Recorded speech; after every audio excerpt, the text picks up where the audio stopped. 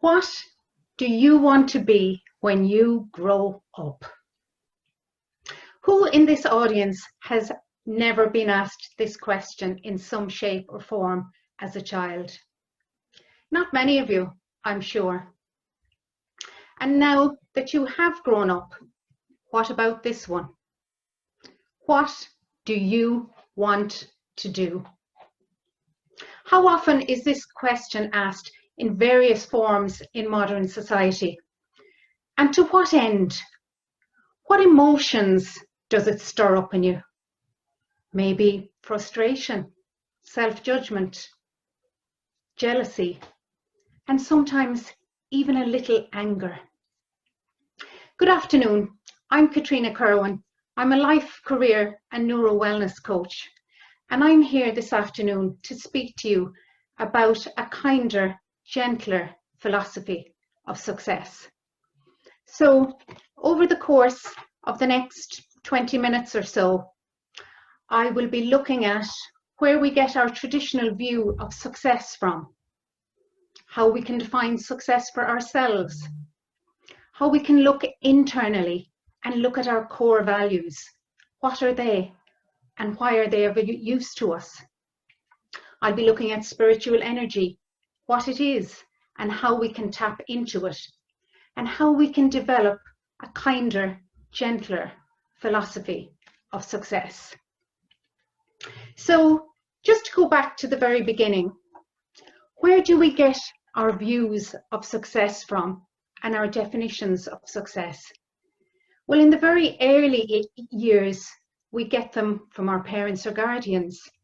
Maybe when we go to school, our teachers have some influence, society as a whole. And in more recent years, social media is having a massive impact. If you just spend a few minutes scrolling on social media now, you'll quickly realize what a narrow view of success you could walk away with.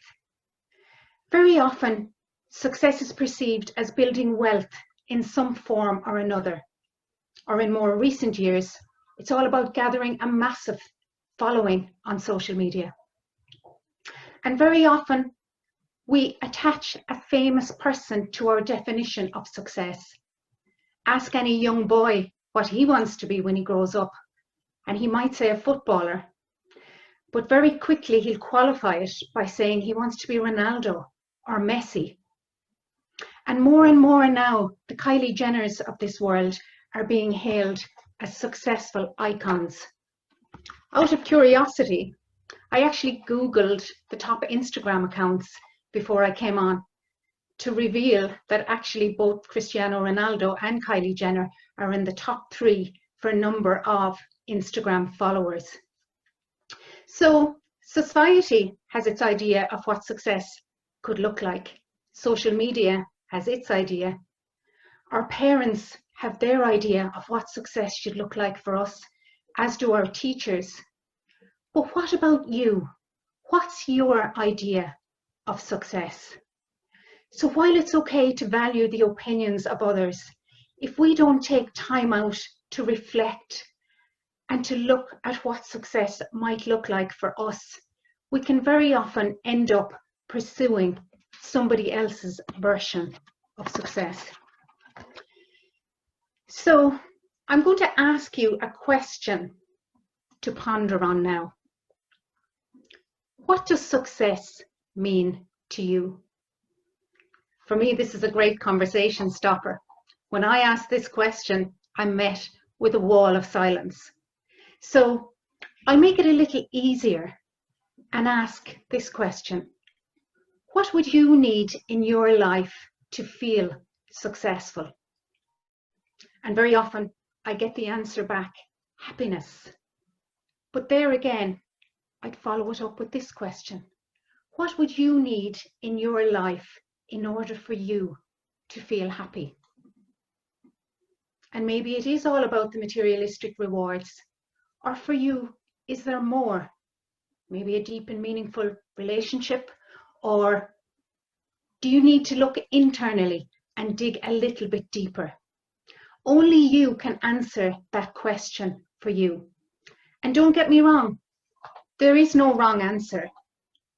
But by fitting into society's box won't necessarily make you feel successful, and it certainly won't make you feel happy. So only you can answer these questions for you. And one thing is for sure, one size does not fit all. Success has very different meanings to different people.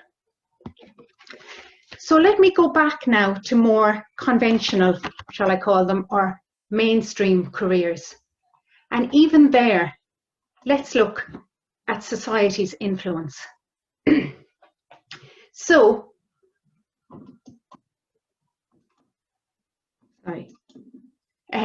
when society tells us that finance is where the big money is, what happens?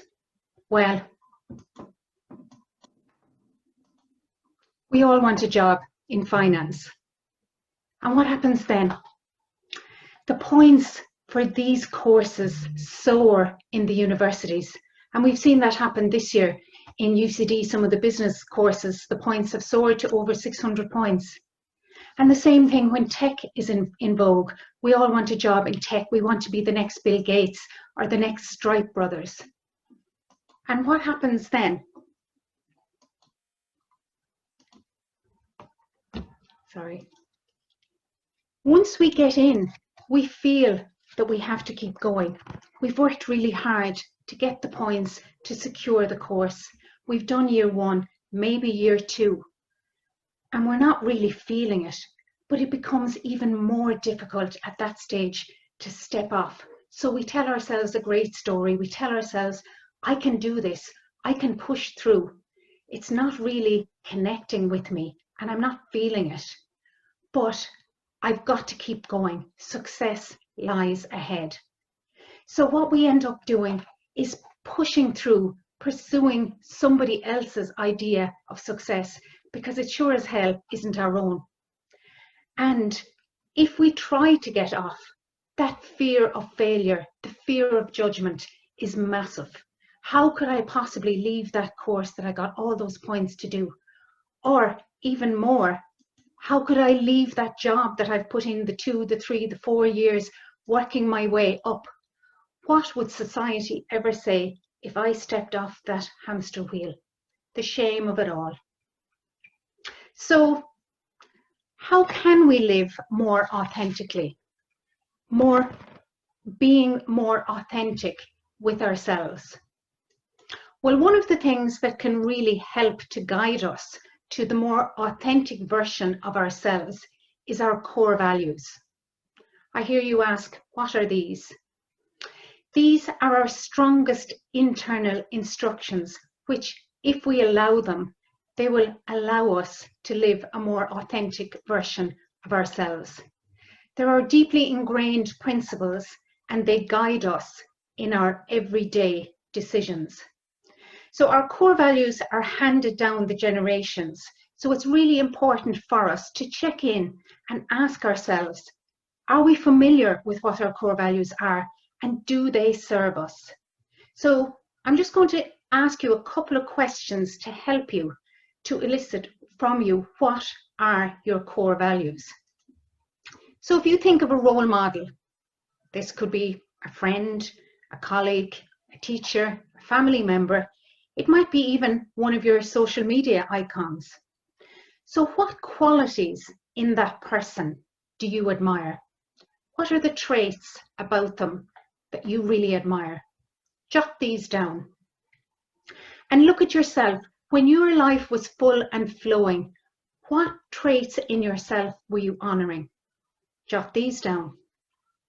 And then turn it on its head. What qualities in other people really irritate you? So if those traits really irritate you, what's the opposite? And maybe that's something that you really value. So when you get clear and sure on your core values, use these in your everyday choices and decisions, and they will guide you to live a more authentic life. Now I hear you asking, but what's all that got to do with work? And how can I bring that into my career? Well, here's the thing. If you really value something like autonomy and you're very self-directed, if you're working in a company or organization that micromanages, very quickly your core values will be conflicted, and this is not an organization that you can thrive in. Maybe take something like curiosity. You value curiosity, and you're in an organization that doesn't encourage asking questions. There again, that's going to be really difficult to work. Or just say something like really high quality service is something you value, and your organization values affordability and quick profit turnover. Well, it looks like that's not going to be something that's going to work for you either. So nowadays, companies and organizations are a lot more forthright with their values, and these are all available online. So how can you get more familiar with them? Well, read their mission statements, have a look at their values. They're all generally available online because organizations now are more and more putting this out for the public to read. Have a look at their leader, the CEO. What's the message coming from the top? Ask yourself, does that message resonate with me? Because if it doesn't, it's more likely that this will be an organization that you won't thrive in. What very often happens is people fought and struggled to get to the top of organizations only to feel miserable if their values are being conflicted. And there's been a huge shift in lockdown. People are pausing a lot more, and they are looking internally, opening up their minds to be a more authentic version of themselves.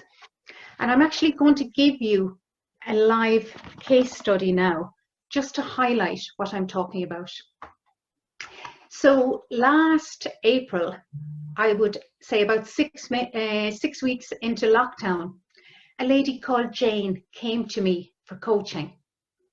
And Jane was working in a big multinational organization. She was climbing the corporate ladder, and to society, she was successful. She was really making strides in getting to the top. But for some reason, it didn't sit well with her. She didn't feel happy. She couldn't quite describe the unease, the waking up at night, wondering why she had made such decisions. And I'm going to read to you now to best explain what happened next, an extract from an email that I received from Jane quite recently. She said, "I cannot tell you how much relief I'm now feeling since I left my role. My mood has greatly shifted and I'm sleeping much better. I have so much more clarity around what I want and even more about what I don't want. I know that many people think I'm absolutely crazy leaving such a good job in a global pandemic. But once we did the values exercise, I knew I had to leave for my soul. The funny thing is that since I've stepped back, even in these times of a global pandemic, I'm already attracting new freelance opportunities, and I feel so excited about what the future holds." So this was a real live example, and a couple of things here. When Jane stepped back, opportunities that she never saw in her life started to appear in front of her because she took off the blinkers. She took off the blinkers as to what society said success should look like for her. And even in the email, you can get that sense of the judgment, that feeling, oh, they're going to judge me now. My life was so great when I was on that hamster wheel, and now that I've got off it, what are they all going to say? So that's enough about Jane. Back to you now. And in order for you to look at a kinder, gentler philosophy of success, I would like for you to ponder on these questions. What do you want your life to demonstrate? How can you feed your creativity and your curiosity? How can you continue to learn and develop as a human being? How can you feed your soul? So, success brings energy, and energy brings success. But where do we get our energy from?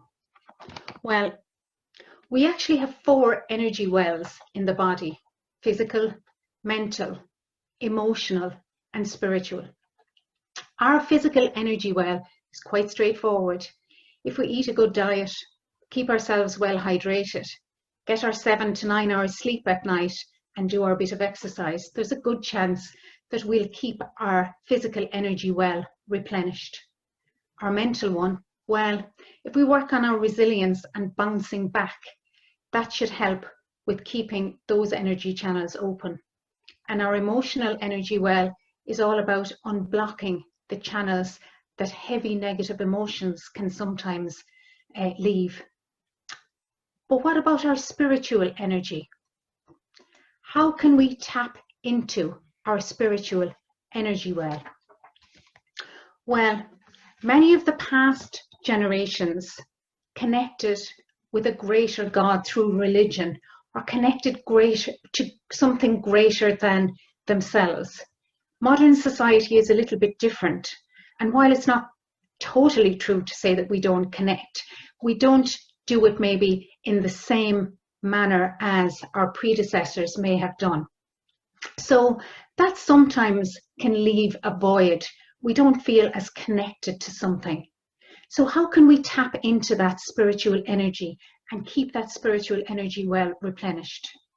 Well, by connecting to something greater than ourselves. It doesn't need per se to be a religion, but maybe classical music, the arts, or nature. And what we've been hearing a lot in lockdown is about people immersing themselves in nature, connecting to nature and getting more grounded. Another way of doing it is by finding meaning and purpose in work. And during the whole pandemic, this has been very full on for the people on the front line. They've been hailed as heroes because they've connected to the purpose of saving lives. And what about the pharmaceuticals in the last couple of weeks? They're all completely energized with trying to get the vaccination out there that's going to save lives. I've had a first-hand experience of this. My brother is actually doing our heads in at the moment. He works in a pharmaceutical company. We haven't heard a word out of him for 10 years. And suddenly he's completely energized and animated because his company are trying to get that vaccination that's going to save lives. And there is that well-documented story about President John F. Kennedy's visit to NASA in 1960. And when he arrived, he met the janitor sweeping up. And he said to him, "What are you doing?" And the janitor said to him, "I am helping to send a man to the moon." So to the rest of the world, the janitor was merely sweeping up. But for him, he was a cog on that wheel that was sending a man to the moon. He was connected to that purpose.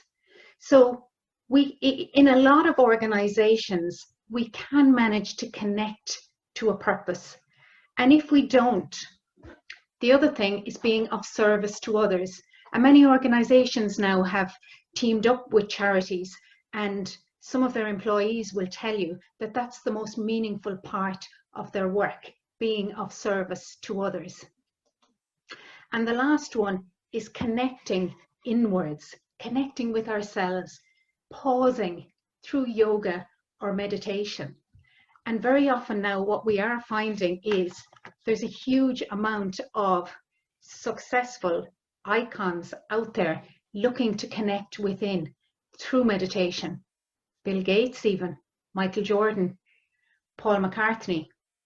And Russell Brand has been one of the more recent ones to describe the effects of meditation as filling him with beautiful serenity and selflessness.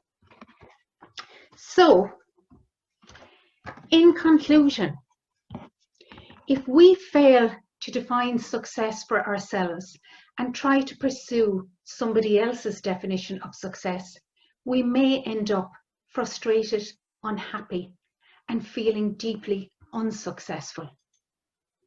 So what can we do? Create a vision of what success looks like for you.